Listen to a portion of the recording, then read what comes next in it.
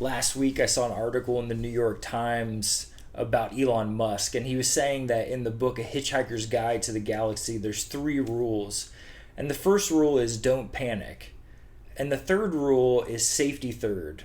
And the second rule, well, there isn't a second rule. But that first rule really got me. We're in the midst of a pandemic, and so I was thinking about if the first rule is don't panic, then where are we in the midst of this pandemic?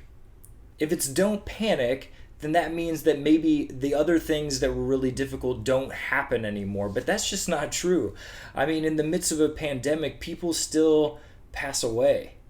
People still get cancer. There's still systemic injustice that's happening in the world. Things still happen. Bad things still happen. Even though we don't panic, there's still difficulty in life, isn't there?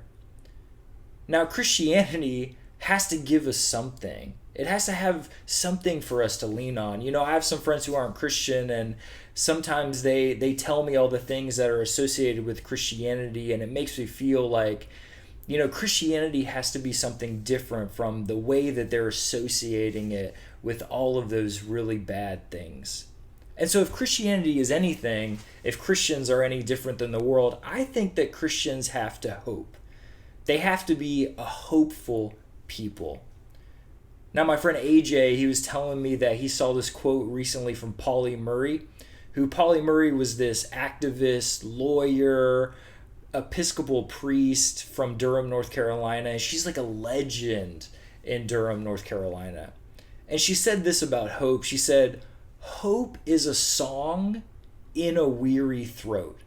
Hope is a song in a weary throat. And I just love that. In the midst of all the difficulty that's going on, hope is still a song. Even when our throats are weary, hope is still a song. And if anybody personified that, it was Jesus. Jesus was around his disciples and he had much hope for them. Jesus was around sinners and he had much hope for them. Jesus was around his enemies and he had hope for them. So maybe the first rule might be don't panic. But we as Christians must be people who are hopeful. And we must have hope because hope is a song even in a weary throat. Amen.